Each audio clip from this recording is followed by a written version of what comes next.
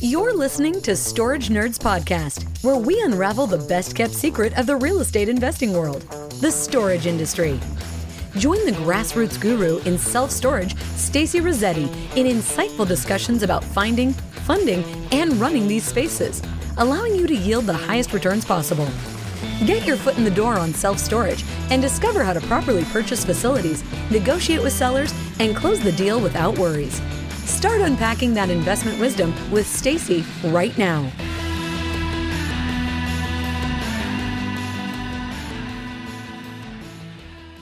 So I want to show you the executive summary. And so how did we find this facility? One of my virtual assistants found this cold calling. Okay, so virtually driving for storage, and then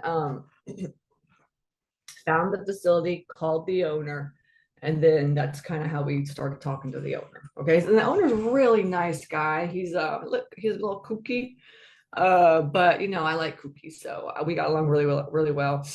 And he had found this facility. He had bought this facility and got it owned or financed, and he picked it up for like cheaper, obviously cheaper than what we had it for, like maybe 10 years ago.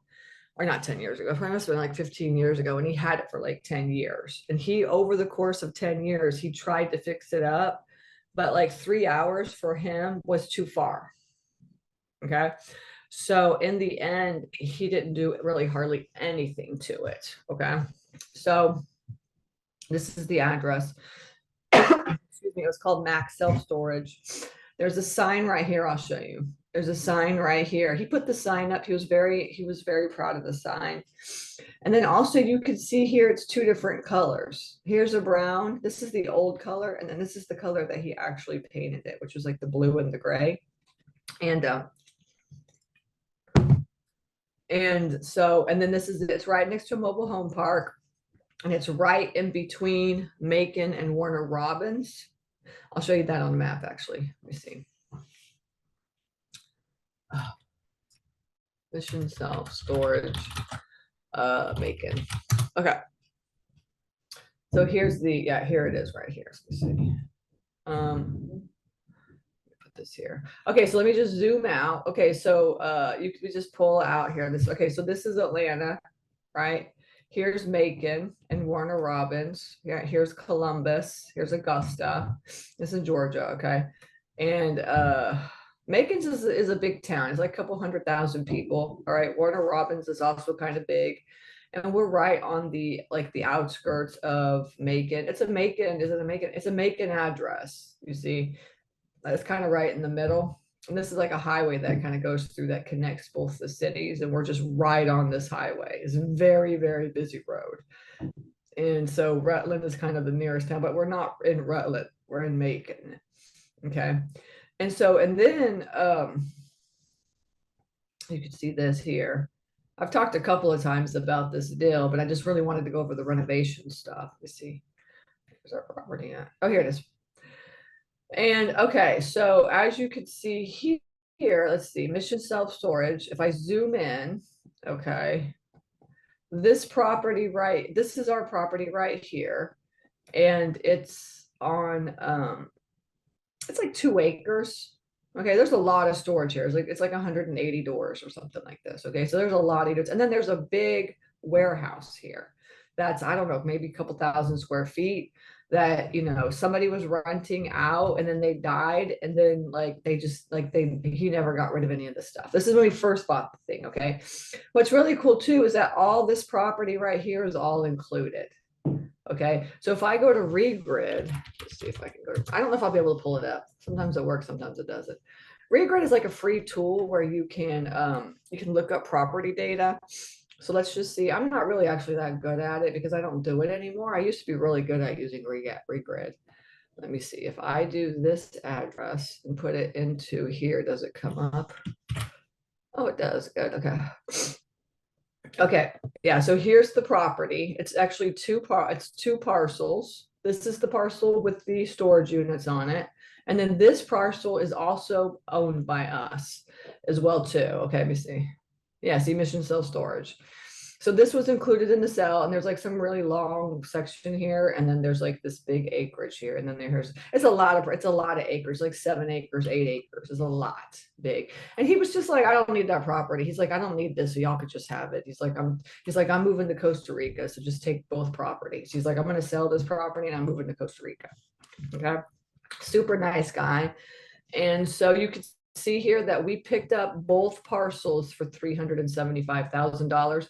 So on Regrid, you can find a lot of information out, right, about the owner and all kinds of stuff, acreage. And see this one right here, like this. Okay, so this is 4 acres, and then this one here is hang on. Okay, at 1 point, so 2 acres. So it's like 6 acres is what it is then. Okay, so it's total of 6 acres. So it's a good sized piece of property for us to add on to. And so even though this property ends right here, okay, like we've cleared a lot of this area out right here and already graded it for parking. Not all of this we haven't cleared, but just a little bit right here. And it's fenced in kind of sort of over here as well too. The whole property was fenced in when we bought it. And so yeah, so this is what it looked like. It's the ugliest property in Macon, like in this area. It was horrible. Let me show you some pictures of it. I'll show you some pictures here in just a second. And so this is what it looked like. I'll show you some inside pictures. Let's see, like, yeah, so Dawsonville is it's a little town in the middle. But honestly, the truth is like this is in Macon. So yeah, you can see within a 5 mile radius, there's 40,000 people. And then a 7 mile radius, there's 80,000 people. And then in a 10 mile radius, there's like 100, 200, almost 200, 188,000 people. So, I mean, there's a lot of people in this area. Okay. So, and then let me show you this is it. So then right here, you can see the competition. This is one of our competitors. And actually this storage facility was on the market for quite a long time. It was on the market for $2 million. I'm not sure what it sold for. Actually, no, maybe we could look at it. That's good. Let's go here. How do I go to layers? Do I do satellite? There it is. Okay. So here it is. So this is the property. Let's see who bought it. Macon Storage Center LLC bought it. Is this it? Yeah, no, I got the right one. Right, just want to make sure. Okay. Yeah, Macon Storage Center. He lives in Jacksonville, the owner. He picked it up for 300. Oh no, last sale price. Oh no, this was in 2021. Okay, so this has not been updated yet. So I don't know if he sold it or not, but it's $1.5 million, but it was listed on Crexy for like almost $2 million. So it looks like he hasn't sold it. Maybe he took it off. I'm not sure. You can look on Crexy somebody and see if it's on there or not. But for a while it was listed on Crexy. All right. So that's one of our competitors right here. And then here, let me see. Oh yeah, here's another competitor. Here's two more right here. So here's one that's a big, huge storage facility. This one has like an office person. So my husband went in and like pretending he was a tenant and tried to like rent some space and got some prices.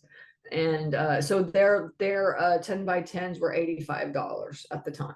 Okay, I'm not sure what it is right now, but $85, which is like national average. And then here, this one as well too. This is remote, but this one had like a price on the sign. It was $85 for a 10 by 10. So it's good to drive around, look at the competition.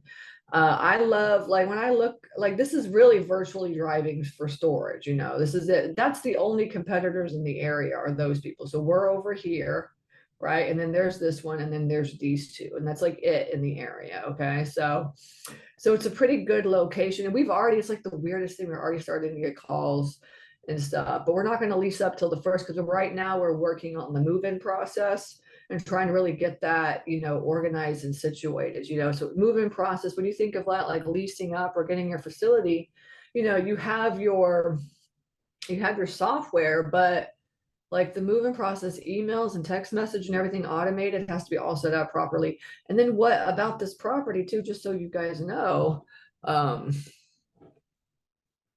we said like when we did the renovations on this, we put no key doors and no key locks. All right. So no key. NOKE. Wait, I'm just like, I cannot type. I cannot think. I'm sorry, Albert. I don't feel very well. No key smart entry. Is that it? Yeah, smart. Let's see. Which is, I think, owned by Janice. Yeah, it's owned by Janice. Okay. And so we put this, like, this is what it looks like. So this is what our doors look like, and this is what our latches look like now. So y'all could check this out. And so y'all could see like how it works and stuff. I don't even know how to click on this or what. Do I accept the cookies and then go? What do I do? Why is this like so weird? I'm not sure. Oh, this is like a sign in maybe. Let's see if I can get this out. Actually, that's probably how everybody signs in, but I don't know. I don't do that part. So let's see, no key latches. I mean, am I just like videos only or what? I'm confused. Oh, this is it, maybe. Okay, yeah, this is it. Okay, so this is how it works. Oh, that's good to know. Yeah, so you have like an app and then you go in and you do this. So anyways, just think about that though. Like, this facility, this is the first time that we've ever used the no key smart entry. And so the move-in process for the tenants, you have to create that move-in process so that it's seamless. You know what I'm saying? Like you've got to have emails and text messages explaining how this works, download your app and it will show you all this kind of stuff or whatever. So, so that's what we're in the process of doing right now, is really trying to fine tune the move-in process so that by January 1st, we can start leasing up. So all of the renovations that I'm going to tell you about today all got done, like in the last maybe couple of months. I'll talk about the process, but I really wanted to show you guys first, the executive summary so y'all could see what we kind of look at, like to determine whether or not it's a good deal. So, obviously we're looking at pictures, we're looking at all the population, there's a growth rate of like 4.5% in this area. There's what's the population within a 3, 5, 7, 10 mile radius, right? We're looking at like, where does it look at? Does it have the listing, Google business listing? What does it look like on Regrid? What's all the property information on Regrid? And then we start getting into the numbers and doing the analysis. And then we also look at the competition, right? This is all the competitors right here. You see, we have just 3 competitors and their prices and stuff. All right, so just so you know, the executive summary, and the executive summary is what I give to like investors or banks or whoever's going to help me to buy this facility. Okay. All right. So that's that. And then let me just see if I can find some pictures here. What do these look like? Let's see. Pictures right here. Okay. And yeah, so this is what the facility looks like. Okay. All right. So this is the blue and the brown color. And this is what it looks like. This is the pictures that my husband took going over there and determining whether or not we want to buy this facility. Okay. So this is what it looks like.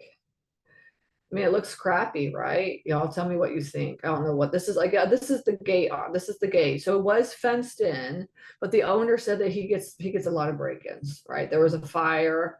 There was no lighting at all. There was no lighting at all on the entire property. You can see all the doors. This is why we decided just to get new doors and just get it all, just raise the money to do it all. Okay. This is I guess this is the gate operator system.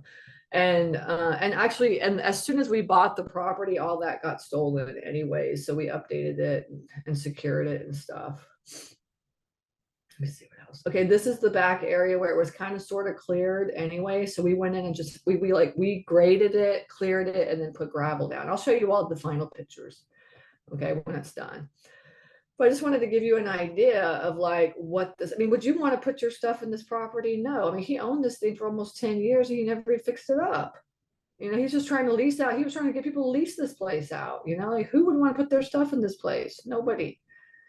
So, so when I looked at this, and then the thing is I offered this this property to like my students, because typically I always offer the property to my students first. They always get first dibs, and like none of my students wanted to buy this property, right? Because they were just too scared. It was too much work. They had to raise the money for the for the purchase and then for the renovations to do everything. And they just like, nobody wanted to buy it. I was like, this is an amazing deal. Somebody needs to buy it. And like, nobody wanted to buy it.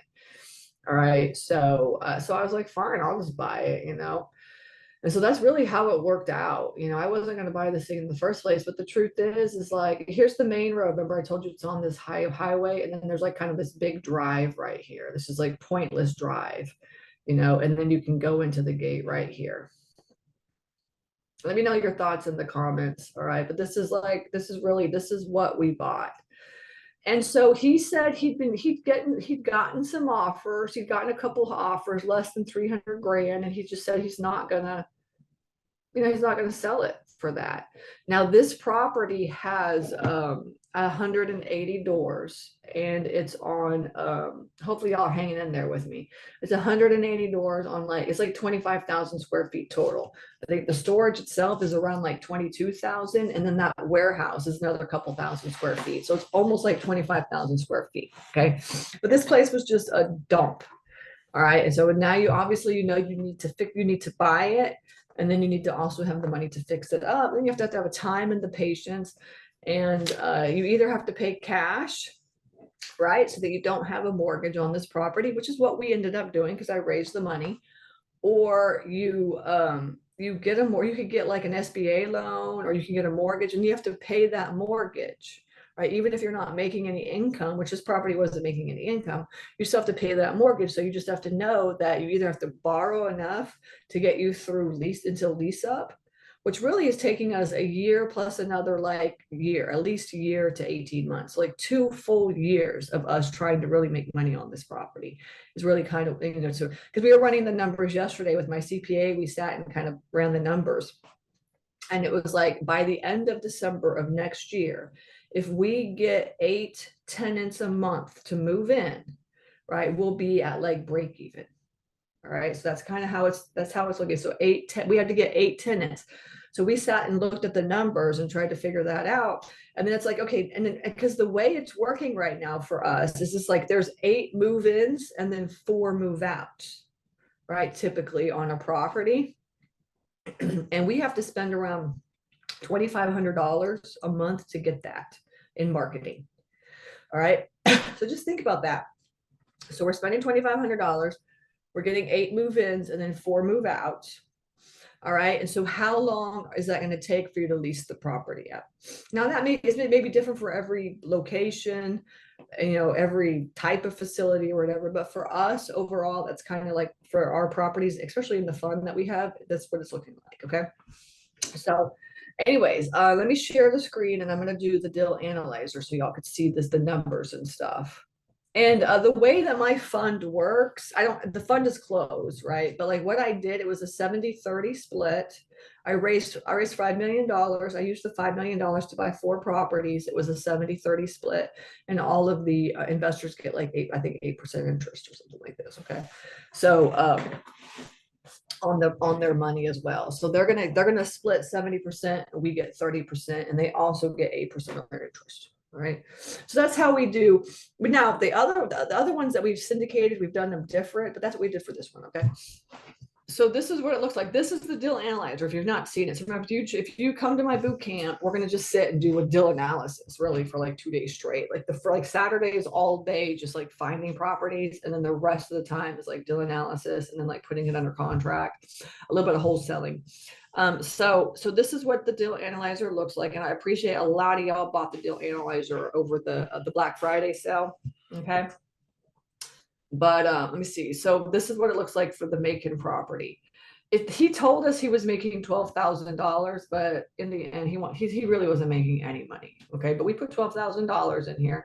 We put 20,000 square feet, just because we did not include that big warehouse in there, and we took out some of the fire damage stuff or whatever. So we basically came up with this 186 units, and all we did was just add that up on our unit mix tab, right? So we just put the size of the units, and then you know the unit mixes. Right. And then the square footage and then the rental rate that, you know, that he was supposedly charging versus what the market rate is. Okay. So he was saying, oh, if somebody moves in, this is what we would charge, but this is what the market is actually charging right now too. So you can see it's around 85 cents a square foot, which is what I told you. The competition Well, for a 10 by 10, it was around 85 cents a square foot. All right, but you filled this unit mix out, right? And then you could do the physical occupancy, you could do economic occupancy, you could do, you could really look at the numbers there. And then you look at the competition. Okay, so this is where we put all the competition in, right? Of all of the properties. What are they charging for all the same units? And you could see from this unit mix tab that there's a lot of different sizes, obviously. There's a lot of different, I'm not clicking the right thing here. I'm not, there's a lot of different sizes right here. So these are really just auto-populated over to the competition chat tab. And then you really want to compare apples to apples when you do your competitive analysis. And so we just called them up and just got the rates, and then as you come up with the average per unit price, and then you come with the average price per square foot. All right. And these numbers here are all populated back to this number right here at the top. So that's how we get these 85 cents a square feet numbers. Okay. That 85 cents a square foot really should go here on your after updates, which is really your opportunity, right? So opportunity means we have 186 units, 20,000 square feet, and then 85 cents is the max, right? We put 77 cents in just to be on the safe side. So like we were just like, okay, look, we're gonna have to be cheaper than everybody else, just to get leased up and stuff. So we ran our numbers at 77 cents a square foot. Okay. And you see vacancy was at 92%. Really, it should have been 100% with like no money or whatever, but we put this in to run the numbers. And then I came up with $250,000 for CapEx. That's kind of my guess. I was just like, look, how much is it going to cost? I was like, so in my mind, I was thinking, how much are each of these doors going to cost? It's like, it's going to be new doors and new latches. And I was like, typically a door is $500 a door, and there's like, let's say 200 of them, so that's like already 100 grand right there. And it really was, it was 100 grand for all the doors, the Janus doors. That's what they quoted us, was 100 grand. And then they offered to do the no key locks like when we were doing the doors, right? Which is like you don't have to go and switch all the latches out and stuff. He's like, yeah, you're getting new doors. You might as well just get the no key locks to go with it. We said, okay, well, how much are the no key locks? So they quoted us for all 200 doors, $50,000. So it was $150,000 for like 180 door, 185 doors, whatever, 186 doors or whatever. Okay. So it was around $600 to $650 a door to get the new doors and the no key latches put on there. And then also that included the no key system, right? Because you have to have like the no keypad and system, like to check in and stuff like that, and everything. It just includes everything. Okay. And it includes for them to come out and take all the doors down and put all the new doors up. Okay. And then also, to get everything all set up and stuff. So that was basically the biggest expense. And so you see, I put $250,000 in for CapEx. So for CapEx, we had the doors, we had the no key locks. And then so the first thing that we did for CapEx, just so you guys have an idea, is the first thing that we did as soon as we bought this property is that there were like a whole bunch of break-ins, because the owner was saying like there was always break-ins going on at this property. One of the main reasons that there were a lot of break-ins at this property is because there were no lights at all, nothing. So what happened is we called Georgia Power up and we said, look, we need to put some lights up. Like this is getting broken into a lot. So what can y'all do? And so they proposed putting like 6 different like light, like, the big poles with the lights on it. And they put like a ridiculous amount of lights up. Like if this thing is like, I'm telling you, it's lit up like a football field at night. I feel so bad for all these like these mobile home people living right next door, right? And you'll drive down that street at night and it'll be like super dark, and then you'll drive past our facility to be like, bam, there it is, right? As soon as we put the lights up, the break-ins stopped. The break-ins completely stopped. And we were getting at least 2 or 3 break-ins a week. All right. And it took like a couple of months for them to put those lights up. So we're getting a lot of and they broke in, they stole the keypad, they stole all the computers. He had just put like brand new stuff in before the owner had, before we bought it. They broke the window, broke the walls, got in, stole the wires, stole everything they could. He said that he had just put all that stuff in again, because he had a break-in. So it just wasn't a very good situation. So the main thing that we did is we put the lights up in the first couple months, and then we put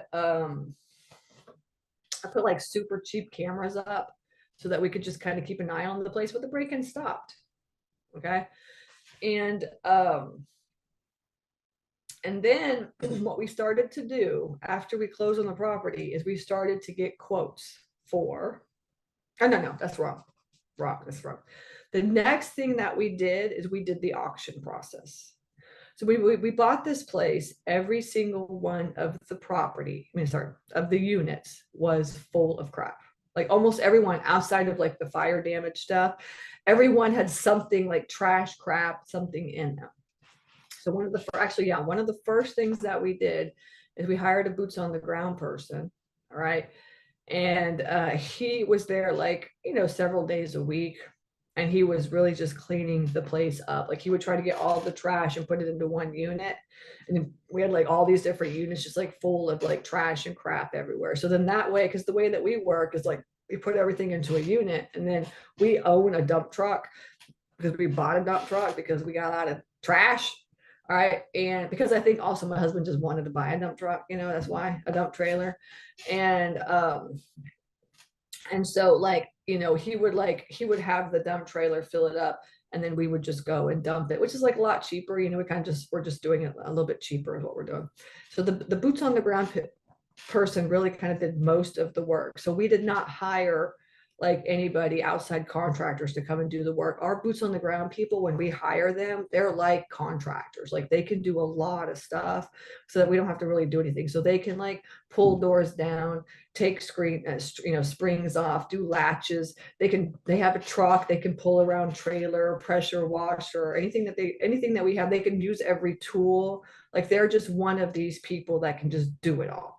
All right. And that's kind of who we hire for us, because the reason why is because we buy like really crappy storage facilities like these, so like we're telling them like your job is to get this thing up, running, clean, and going, so they're all into it and stuff. And so Will's is our boots on the ground person. So he's cleaning and he's like putting like little lights up, the solar powered lights that go on the things. He's fixing those because they're all hanging there and stuff. And he's doing just like odd and end jobs, cleaning, really kind of just cleaning a lot of stuff up. And that took like months and months and months. And I would say probably, I think we did for Macon, I think there was like 80 or 90 auctions, because every single one of those units was filled full of this crap. And the way that we do our auctions, okay, is that like we'll just put all the trash, anything that we find, we'll put it into the unit. And like we'll just put everything into units and not take any of the trash. And then we'll take the picture of like all the units, and then we'll put it on the auction. It's like we don't get rid of anything. So the first thing that we do is really try to find the owners, but we couldn't really find any owners because they'd all just been, we really didn't find anybody there. Another thing too is when we bought the place, there was somebody living at the property as well too. There was a girl that was living there. She'd been living there for like a long time. Living is like she had like a unit with like, it's like a couch and like a bed and like curtains, and she had a pet cat and like all kinds of stuff. She was living there, and she's been living there for a while. Everybody, like Morris knew her, everybody knew her. And they were just like, but they just like, Morris was the owner. Like he never wanted to like kick anybody out. He didn't kick her out. And Pete's also the same way too. So Pete was like, look, if you're going to stay here, like you need to clean, you start helping and cleaning and stuff. So she was like helping pick up trash and stuff. And then eventually we put her into a shelter. We found a place for her to stay outside of the facility, but Pete did not kick anybody out, because she really had no place to go. She had no money or anything. And she was a nice person. It's just that she was just, down on her luck. So we started, making her work for her keep. And then it took maybe a couple weeks after we purchased the property. And then we found a shelter and we put her into the shelter, is what we did, and got all her stuff out. And so then we started to, we really started to clean the place up, and we did all the auctions. We did, and it takes months to do an auction. People are like, oh, you could just auction stuff off, but it really takes quite a while to do auctions. It takes like 60 days to really start your auctions. So within like the first 90 days, we did our first auction, which was like maybe I would say 75 units or more. I'm not sure. And it was all the trash, all compiled into like empty units. We take pictures. Whoever buys whatever, like they'll just come and the rule is when they do the auction, they just take everything out, whatever it is. And some people, they'll bid on units with like trash in it and stuff. They'll be like, yeah, I'll pay like, and the minimum bid was like $10, right? So like, yeah, I'll pay $10. Let me go through all that trash or whatever. Especially if they're in that kind of a business, they don't care. They'll just look and see if there's something in there. And then they'll just clean it out. They have their dump trailer and they just take it. So I would say probably like maybe half of them sold for like $10 or more. We didn't make a lot of money, but they at least sold, and the people came, cleaned the property out, and then we had the leftover stuff. All right. And so that's where we dropped the dump trailer off at with Will. And then his job is to just get all the stuff out. Right. And then if there's something that he can't do, like it's too big or whatever, then we'll call like a junkyard company to come. And so in the end, finally, all the stuff that like Will could not get on his own, then we had like a junkyard company come, and they have like two guys, and they just like throw it in and then just like take it off.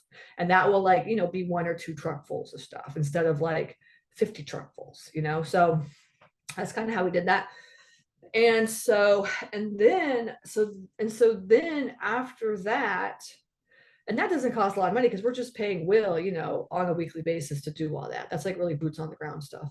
And then during all that, we're trying to get quotes of like everything. So remember, this is like, and to get a quote from a contractor, if anybody knows anything about getting quotes from contractors, it sucks.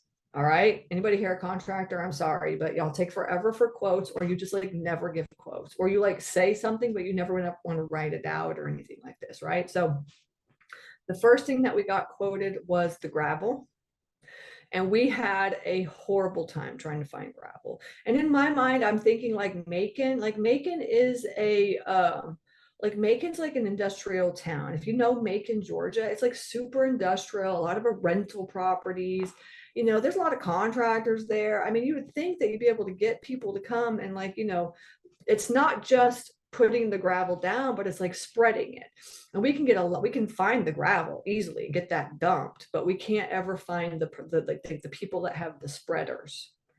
Right. And like, I'm telling you, if you want to have a business, get a spreader and start spreading some gravel, because there ain't a lot of them out there in the world. Right. And so we really struggle with that. So in the meantime, we have this guy, another Will, that we have in Blairsville, that is our like landscape person, but he has like a landscaping company / like grading company. And so eventually we could get the gravel there, but we could not the spreaders. But Will had the spreaders, right? Will has all that stuff. So we paid Will to come down to Macon from Blairsville to Macon, and he was like, "I'll do it. I'll do it." He's like, he had all his people come down, and it took like a week for them to grade everything, and then to lay all the gravel down. And then in the back of the property, I remember that's where we put a whole bunch of gravel down so that we could start doing parking spaces. Like I think maybe probably at least a half an acre of gravel, if not an acre of gravel, just in the back. And I'll try to find some pictures and show that to you guys so y'all could see. But so the gravel finally got done. I would say, like, let's see, we closed on this. I mean, we closed on this time last year. And then we really started, to do everything after the holidays. So January, February, March. And I would say we probably did the gravel maybe in the summer, maybe late summer. It took us that long to just be like, Will, you come down and do it. We'll just pay extra for you to do it. Okay. And so then we got all the gravel down, and the place looked amazing. It looked so good to get the gravel done. And then we started looking for like doors, and getting quotes on doors during this time. And to get quotes on doors and stuff too, it took forever. And finally, after a couple of months of getting quotes on doors and stuff, we decided to do the Noki.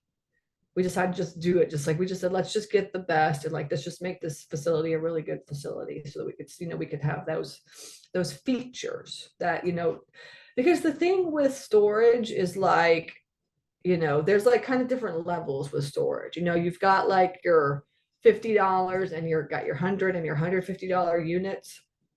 And then you have like certain features for your facility that people tend to want or not want, right? And a lot of features right now are like really easy access and security. That's what people want. And there's a lot of options out there in the storage world for this. And so we decided, and there's nothing like this in the area. And the thing is like Macon is just kind of one of those areas where it's just kind of not run down. I don't know if it's run down, but it's just there's a little rough over there, so it's like if we can say, look, we've got a lot of security there, we've got the cameras, we've got the Noki, we've got all this stuff, then maybe that'll help. We'll see. I don't know, but we decided to do that. So anyway, so that's it. So let me try to find some pictures of the facility after we started doing the gravel here. This is here. And actually what we could do is go into the Google business listing for Macon. I'll share my screen here so you guys can see that as well too. We actually got the Google business listing from the owner. Yeah, so you could see here's the pictures. You can see the gravel. This is it. Now remember, like when you look at these pictures, like the older pictures, I can't pull it up right now because I missed it, but the older pictures, like all the grass was growing and it was like super trashy and stuff. Now it's all it is just gravel. Like we graded all that grass away and it's just only gravel now. Okay. So yeah, so this is like the older pictures you can see here. So all that was gone, taken away, and then we just laid fresh gravel down. This picture we have to take out. And this is another thing with Google business listings is that, like, so we uploaded this picture.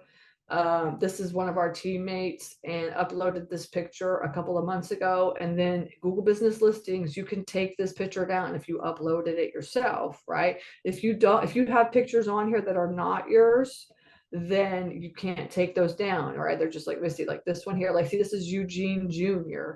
a month ago.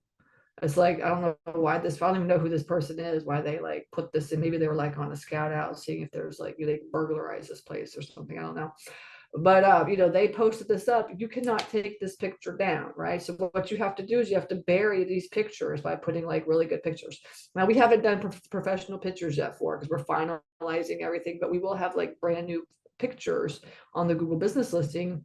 And then this is our in-house graphic designer created some pictures like this as well too, some like marketing pictures here, and then like this one as well too, and we'll stick those in there. This is our little sign that we have right here that's up. Remember Morris had the blue sign that he made, and then Pete came in and he put all this in is what he did. But so now it's really we're in the process of optimizing our Google business page, but you can see the difference in the color. Now we decided to go with the Mission Self-Storage colors. We did the black with the red, right? Because that's our logo, right? Here's the logo right here. So I was like, let's just do the black with the red. And then Janice, like what happened was Janice was like, these are our colors. And so Janice showed us the colors of their doors. And I was like, we're going to do a red. And so I saw that color. I saw this color and I was like, okay, then we need to just pick a color to go with it is what we need to do. Okay. And so that's kind of how we came up with the red. We picked these two colors really. And this paint on this property here, I want to talk about the painting.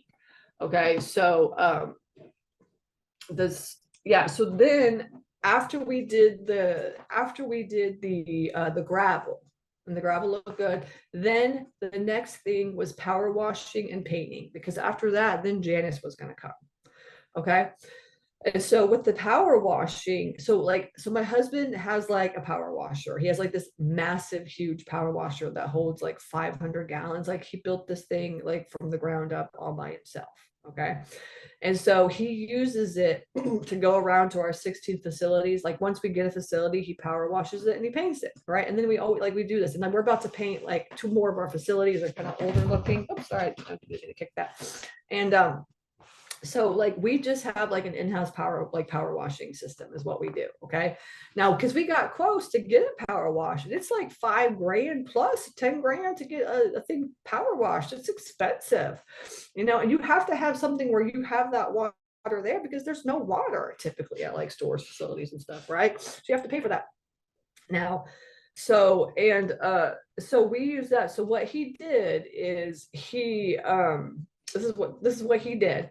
is he decided, like, he had for 1 week, he had his whole, like, he had 2 other people on our team, 2 more boots on the ground people coming from Atlanta and then coming from like South Georgia to spend the day at Macon, like painting. And so he booked out 1 entire week. And what he did is he took the power washer up there, and then he went over to like Home Depot and he picked up like a day labor person. And the day labor person like power washed the entire, almost the entire property. Like Pete started it and showed him kind of how to do it into like a couple buildings. And then after that, this guy came over and he's just power washed the whole thing. And we paid him like 20 bucks an hour. And it took like 1 day to power wash all the buildings. So essentially our power washing really took like some meat, right? Some muscles, like to build the thing and to put it together. And then like, $200.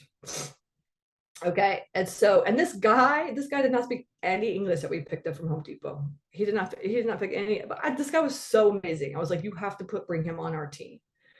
But he couldn't speak any English. So what they did is they used like Google Translate and stuff to talk to each other. But the guy was like the super sweetest guy. And he didn't have a car or anything. So Pete picked him up, took him to the Macon facility. They power washed. He asked the guy, he said, would you be interested in just working the rest of the week with us and just helping us to finish the job? And he was like, the guy was like, yeah, of course. So so the whole thing was power washed within like a day. And then after this, then the 2 boots on the ground people, Pete was one of the people that painted, and then also Chris is one on our team. He's one of the people that painted. And what he did, because we got quotes to paint this facility, and it was like $30,000 to paint it. And like our budget was like 250 grand. So he was like, let me just do it ourselves. We can just do it ourselves. And so he paid our boots on the ground people. He paid them, 20, it was typically we paid $20 an hour, but he paid $25 for the week, I think, or maybe $30 for the week for the hour, right, per hour. And then, so he gave him like a little bonus. And then he also paid for the hotel. He paid for all the food for the entire week. Okay. And that was for Denise. We have like a female boots on the ground person that handles like 4 of our facilities. And she didn't paint. What she did was she was the person that made sure that the paint was always full on the sprayer, like, ran around and just got everything ready so that they could just quickly do their job, right? So Pete and Denise worked together, and Pete sprayed and painted. And then remember, it didn't matter about the doors or anything because the doors were all going to come off. So they just like, they were just spraying and doing the best they could. And then Chris was the one painting. And then this guy that we picked up at Home Depot was the guy that was like filling everything up and making sure everything was good. And Pete went to Home Depot and he bought like the best sprayers on the market that he could find, which was like a couple $100 each. And then he paid the boots on the ground people to stay there for the entire week. Now they literally took 1 day to paint almost every single one of those buildings, like 200 doors. It's like 20,000 square feet. It took like 1 day to paint black everything. And they went the second day and they did like the second coat. All right. It was like 2 days to paint the entire thing. And then the last couple of days that they were there, their job, like Denise's and Chris's job, and also Juan, the guy that was with us, his job was, their job was to take the springs off of the doors that were there, any springs that looked good, take them off, and take any latches that looked good off of the doors. All right. So that when Janice came to put the doors up, they could just take the doors down and pile the doors up. And then we could look through and see if we wanted to keep any of the doors, or we could scrap the doors because they're not going to get rid of the doors. Like we decided to keep those. We could just use them for stuff, or like they scrapped like some of them, and then they left some as well too. Because Pete was like, just stack them up in here and maybe we could use a couple, or we could just, take it and I'll just take some of them and go, do something with it. So anyways, so they spent like 2 days, like taking these springs off. And, because that's like 200 doors. I mean, that's a lot of springs. And like, we are always looking for springs. We got like thousands of doors, so like Pete's like, take those springs off. I want to use them. So they sat and they took every single one of those springs off. And then they also did like, and then so Denise and Chris were doing that because they already knew how to do that anyways, because there are boots on the ground people. And then Juan, the other guy, he was like the touch-up person. Like he painted all of the things yellow. Let me show you. he went around and he was like touching up, and then he was like kind of like finalizing it. Let me see if I can find some pictures of this. No, but I can't find any pictures, but you know, like the posts, like the balliards and stuff, he painted all those yellow. Anything that was sticking up out of the ground, he painted. He did any touch-ups on paint.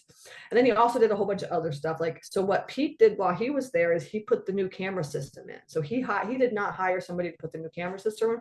Pete put it in himself. And what he did is he put the camera system on these like really tall poles, so that nobody could steal those, right? Because we're having such an issue with theft and stuff. So like he created these poles, and he got like, it's solar powered cameras. They're from Rio. I'll tell you what they're called. This is what he got. Rio Link is what it's called. Okay. So these are the cameras that we got. Okay. So like this kind of stuff right here. So just so you know, you guys, if you ever need them. And there's like all kinds. There's solar power, there's all kinds of cameras, but they're really good, and they have like really crystal clear on your phone. You could see everything, like even at night you can see stuff very clearly, which is like, you know, important to think about when you're getting cameras.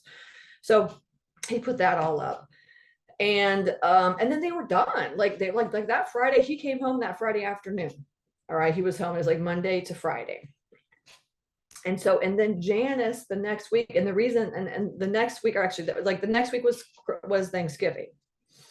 And then the week after that, after Thanksgiving, is when Janice came. And they spent like the entire week there taking the doors down and putting the doors up. And then they also put the keypad system in, right? The Nokia keypad system that you use, and made sure that like everything worked well. And so now we're like done. That was like the first week of December. So we're done with all the renovations. Like there's maybe some, and then Pete actually this past week, we had a whole bunch of signs made.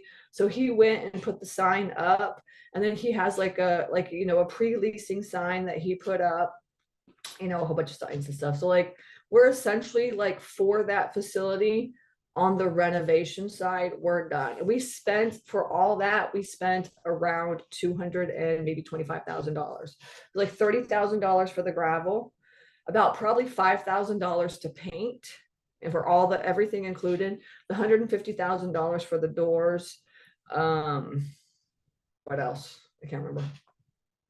There's some like odds in it, cameras and odds in it. So we're about like $220,000 or something like this, where we're at for this renovation.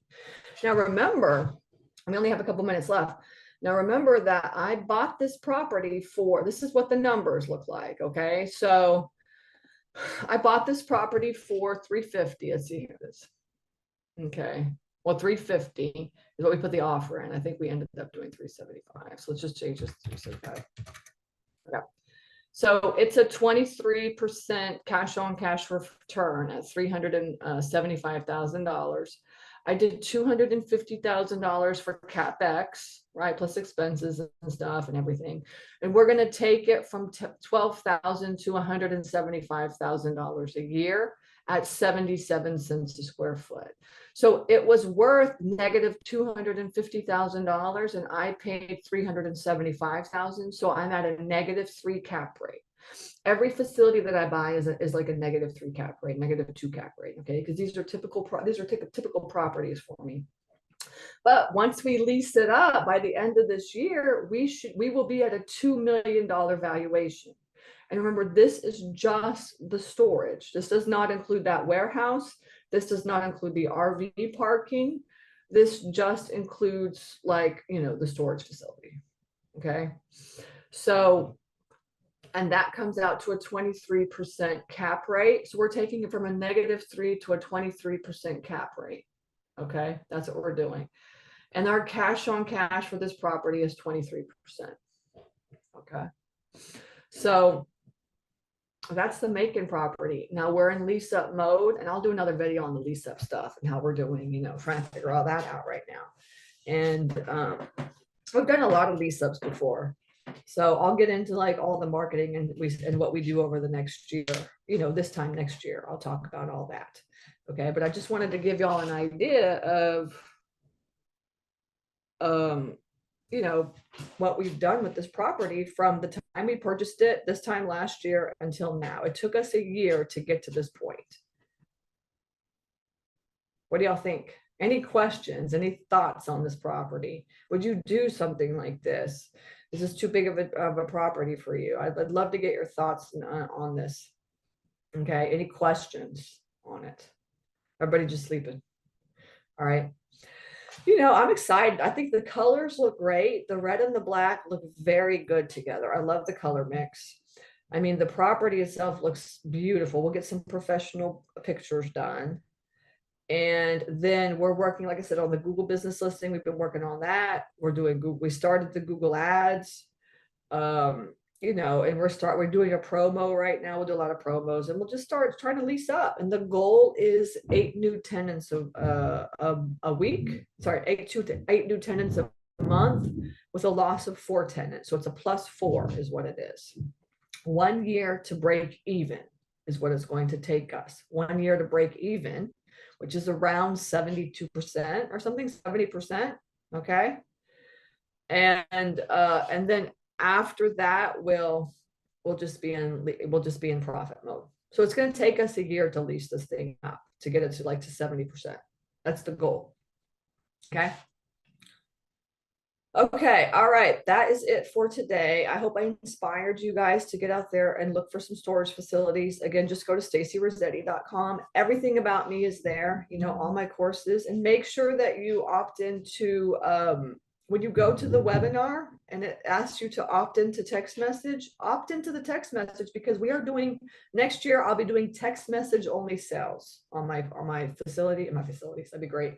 On my products, my courses, and things like this as well too. Okay. So I wish you guys, and then there's no training for next week. All right, I'm gonna take a break, hang out with the family. So I will see you guys in the new year, and you guys have a great holiday season. Okay. Take care. Thank you for joining us for this episode of Storage Nerds. Hope this informative conversation inspired you to go out there and jump into this highly profitable business venture that people rarely talk about. Get more tips on storage space investing at www.stacyrossetti.com. Don't forget to subscribe to the show and leave a rating. Together, let's build that thriving passive income one storage space at a time. Until next time.